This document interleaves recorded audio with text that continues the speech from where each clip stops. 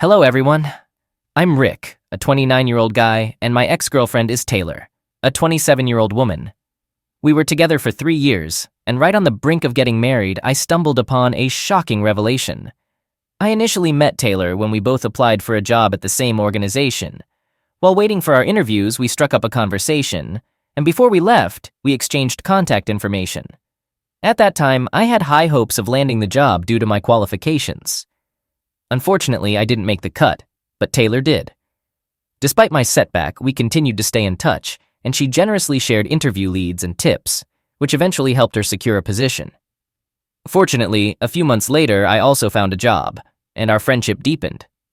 Beyond our shared career path, what drew me to Taylor were her sharp conversations, great sense of humor, and her vibrant energy. When I first met her, I had no intentions of falling in love. It simply happened. I initially asked for her number because I thought she'd make a witty addition to my circle of friends. Specifically, we exchanged numbers to keep each other informed about job updates. As time passed and we grew closer, our friendship evolved into a romantic relationship, and we dated for nearly 3 years. However, it was during this time that I uncovered something that ultimately led to the downfall of our relationship. During the time we were dating, Taylor and I shared a living space for a year. However, after that first year, she expressed her desire to move back in with her best friend. Her reasoning was that since we'd eventually live together after getting married, she wanted to enjoy her single life with her best friend.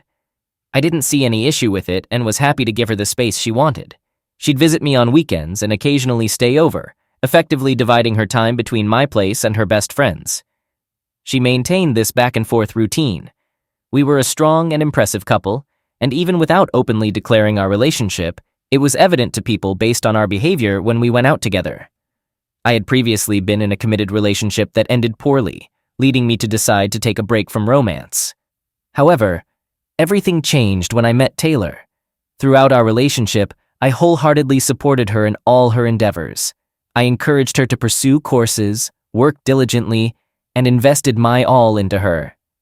By the second year of our relationship, I was certain she was the woman I would marry because she checked all the right boxes. She knew how to care for and love me, and she handled various aspects of our relationship admirably.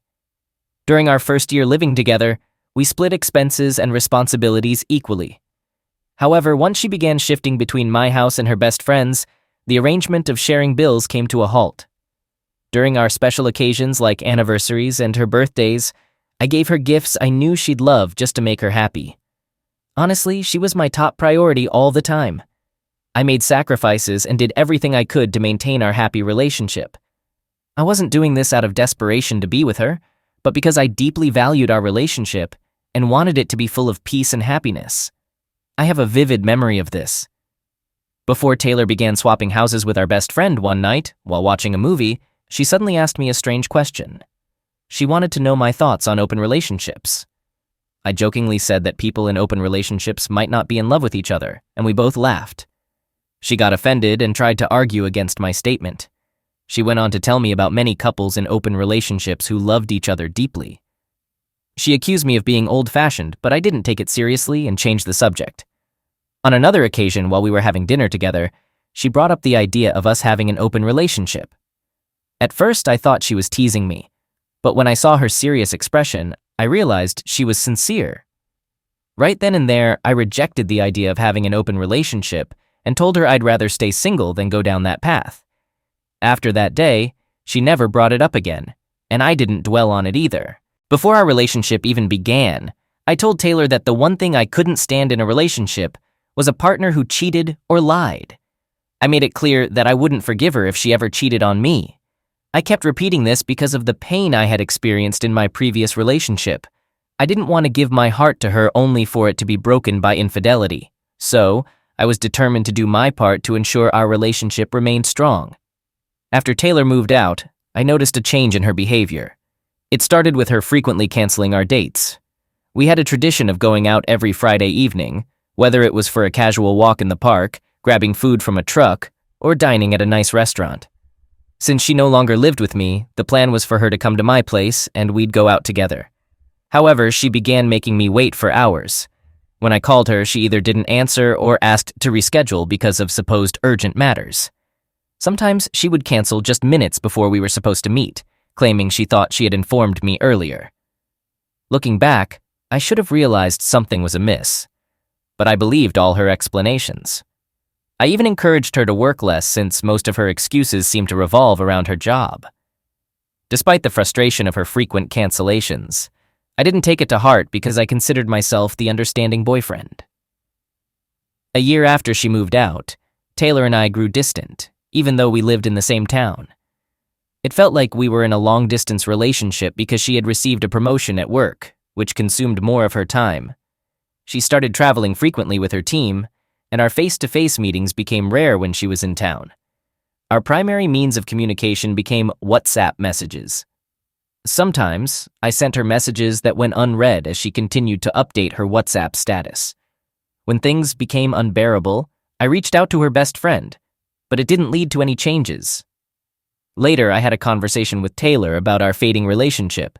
She attributed it to her demanding work schedule, which struck me as odd because her job shouldn't have required so much time. Even freelancers managing multiple clients seemed to have more free time than Taylor. After our talk, Taylor promised to make improvements, and she did for 2 months. She called more frequently, responded promptly to my messages, and kept me informed about her daily life. She even resumed spending weekends at my place after a long absence. Her changes brought happiness, and I began to feel like we were getting back on track. I didn't want to hinder her progress, so I refrained from suggesting she find a new job. Instead, we worked out ways to manage her busy schedule. At this point, I believed it was time to take a significant step. Taylor had never mentioned marriage, and I assumed she wanted me to broach the subject as the man. So I purchased an expensive engagement ring and planned to propose the next time she visited for the weekend. On that particular weekend, when she arrived on Friday as she usually did, we decided to dine at an upscale restaurant, and I brought the engagement ring with me.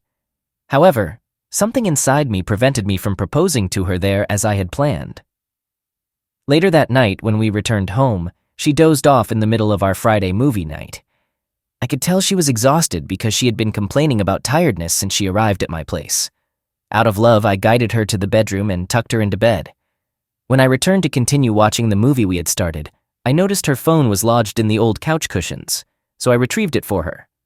While I watched the movie, I contemplated checking her phone, but I resisted the urge. In the early stages of our relationship, we used to freely access each other's phones because we had nothing to hide. After some internal debate, I decided to grab her phone, but it required her fingerprint for access. To be honest, I was too lazy to go back to the bedroom to get her fingerprint, and I was making an effort not to be overly nosy.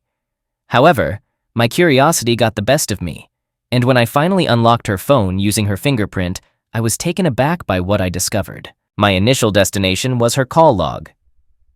Aside from our conversations and those with her best friend, I wanted to see if she was regularly in contact with someone else. My search didn't get far because I came across a contact labeled as Daddy.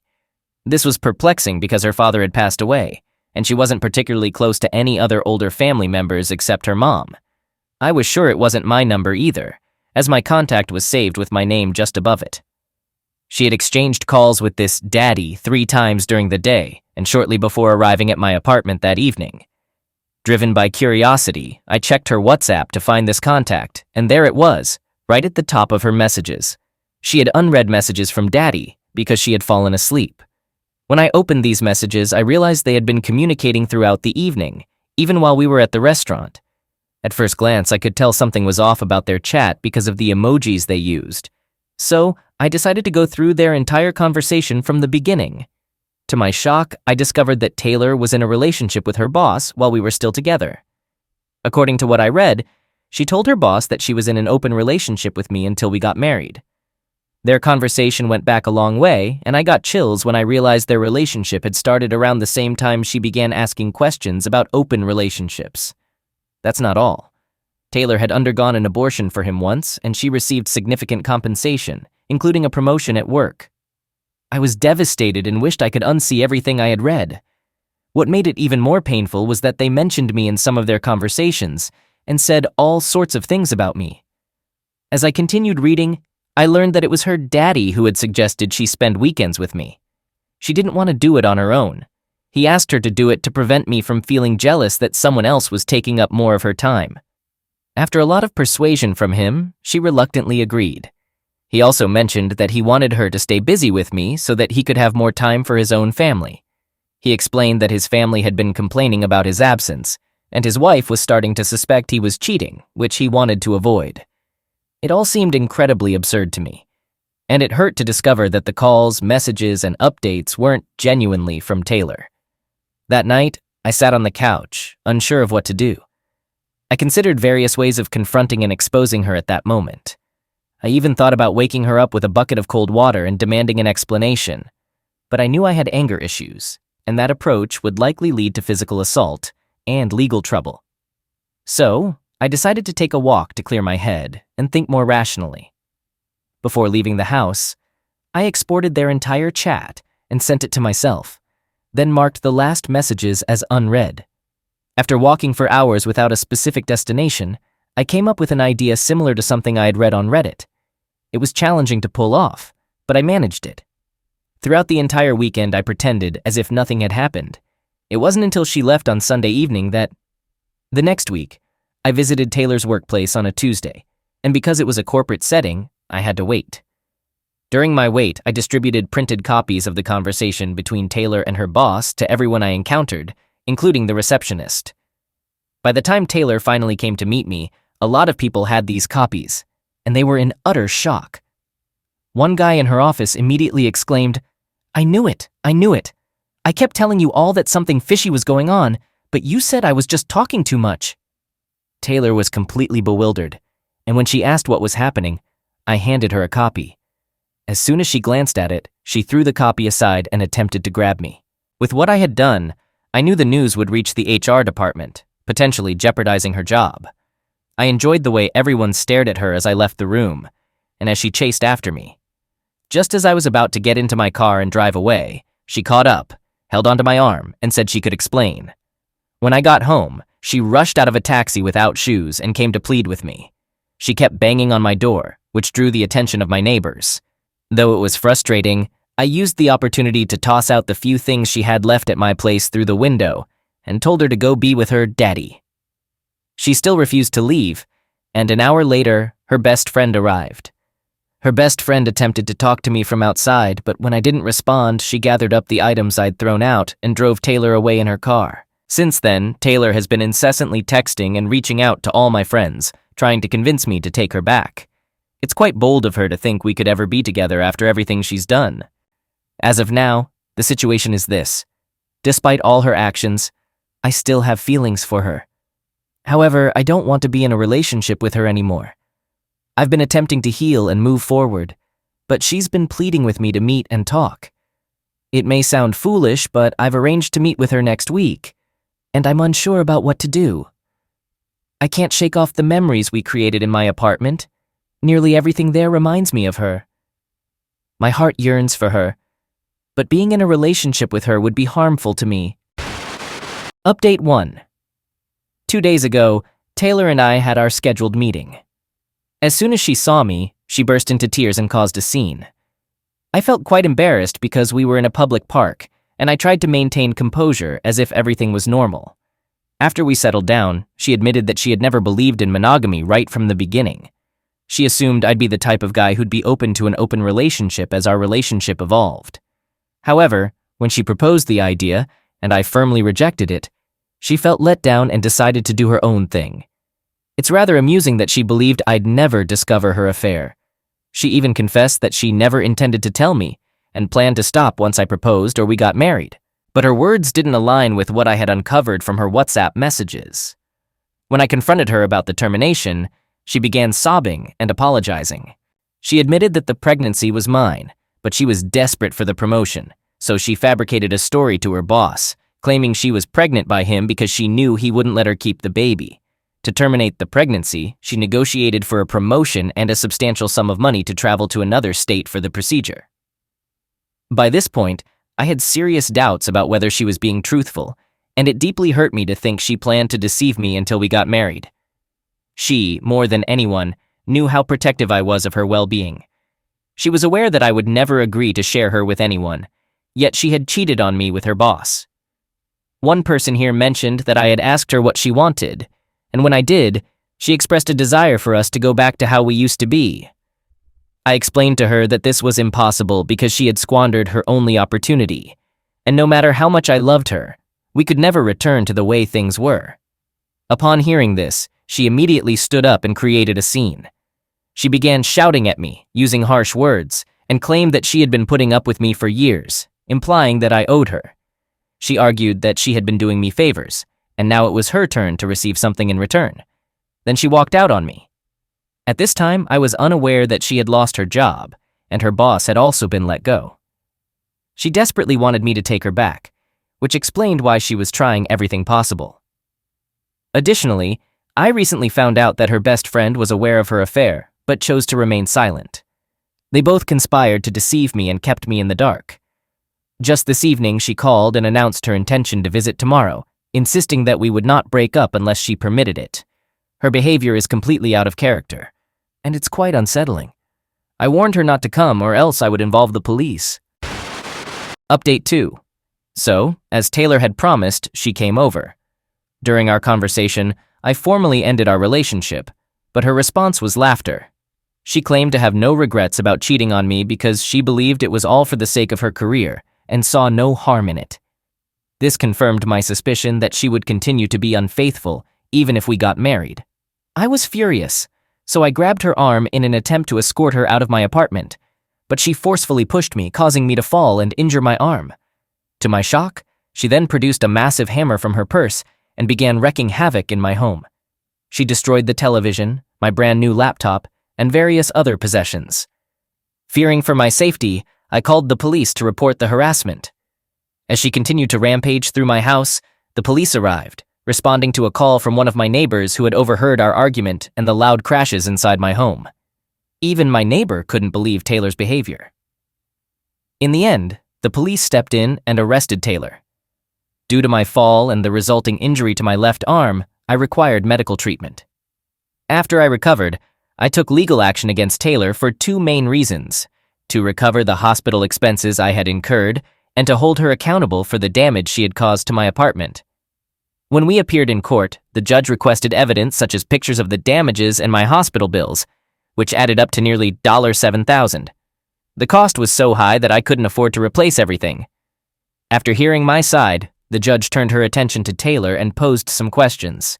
In general, Taylor admitted to damaging items in my home and explained that she had broken my laptop and destroyed other things as her way of getting back at me for her job loss. The judge was quite angry and ruled against her. As I provide this update, Taylor has been ordered to replace my laptop, repair the appliances she damaged, and she has started reimbursing me for the hospital expenses. Now she understands that we can never reconcile, and this realization has left her in a state of misery. To make matters worse, she is unable to secure another job in our town due to being blacklisted. I find a sense of satisfaction in knowing that she is experiencing the consequences of her actions and receiving the justice she deserves. All right, that was a fun story. Now let's move on to another exciting one. Stay tuned and let's dive in. My husband, 38 male, and I, 37 female, have been married for quite some time and share a 5-year-old son. Throughout our marriage, we've faced consistent challenges, mostly stemming from his demanding work schedule. He's away for a minimum of 10 hours each day, 6 days a week, leaving me with the feeling that I'm essentially raising our child on my own. This has caused a lot of resentment and problems in our relationship. Whenever I've broached the topic of him working less, his response has been that he would if I were willing to shoulder more of the financial responsibility by taking on a higher-paying job instead of my current part-time position. There are circumstances that prevent me from pursuing full-time employment, which I won't delve into here. I'm sharing this background to offer a complete view of our marriage, rather than laying all the blame on me. Now let's talk about my part-time job. I work as a bookkeeper at the town library. My work hours are flexible, typically involving 3-hour shifts on weekdays while our son is at nursery. The pay is modest, but I appreciate the independence it provides me. Recently, we hired a new employee, a young and attractive man in his 20s. The librarian, who is a woman in her 40s and unmarried, along with the other female staff members, has shown a lot of interest in him because he's the only attractive man working in the library. However, he directed his attention toward me.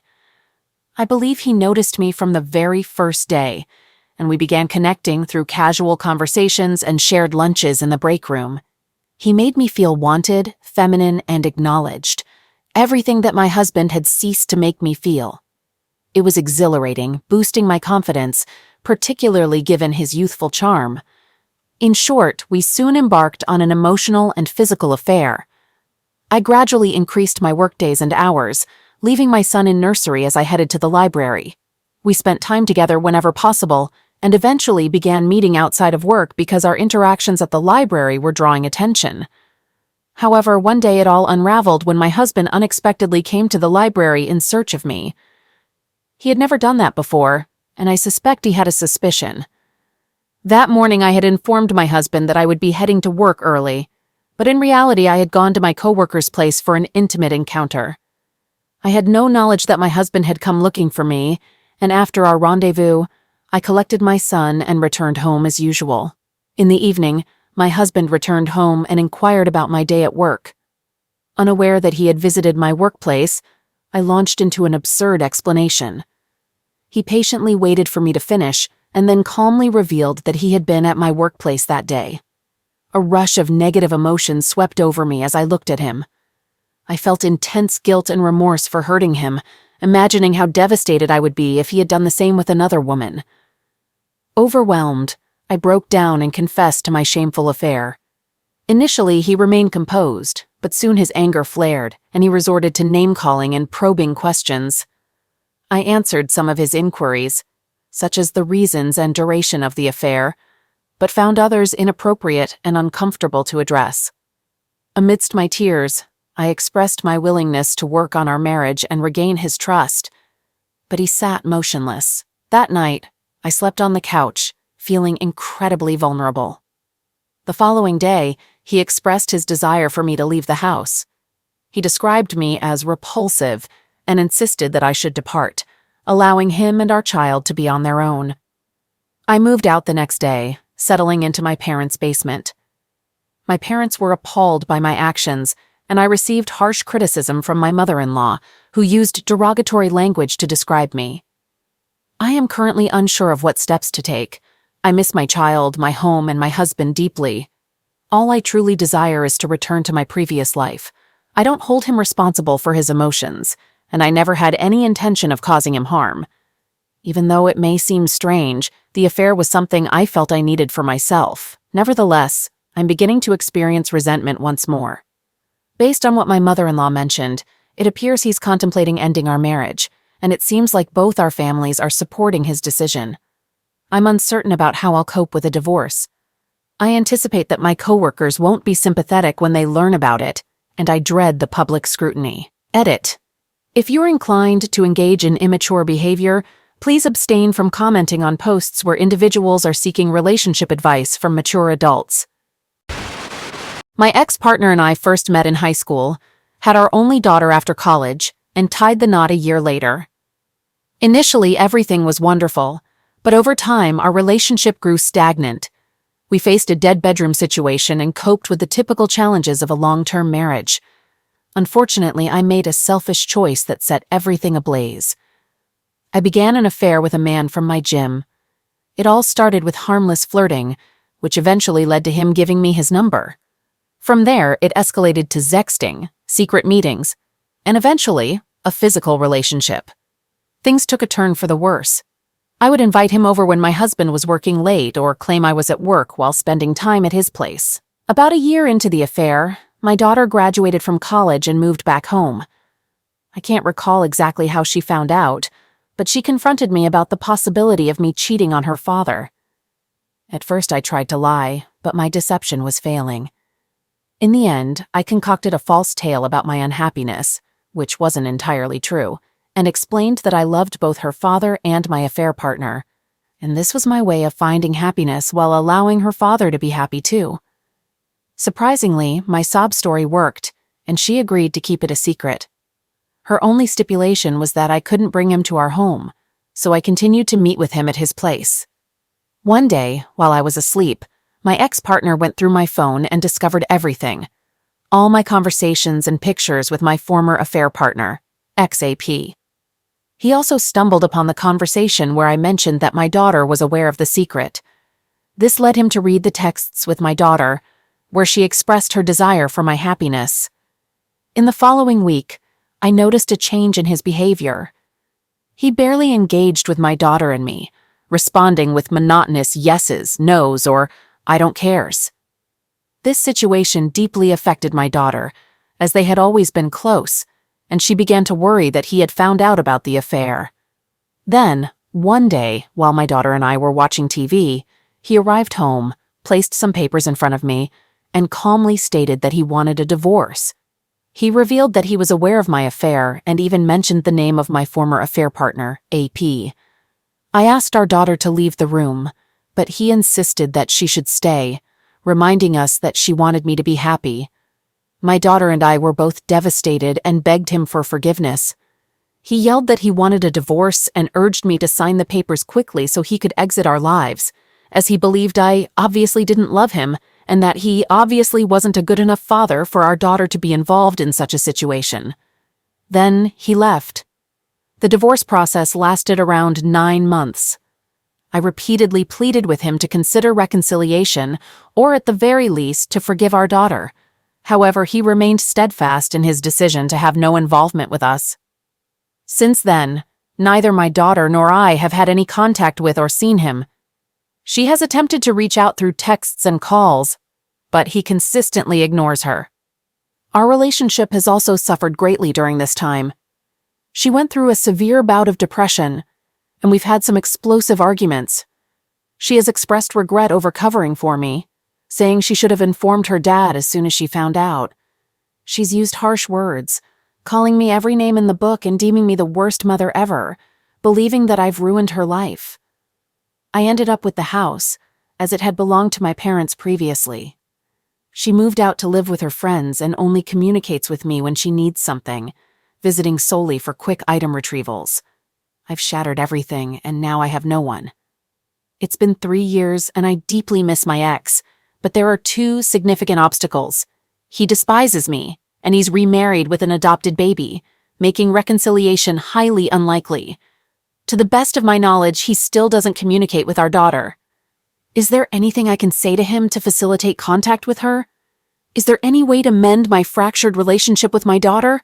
Or is everything irreparably damaged? I'm utterly lost.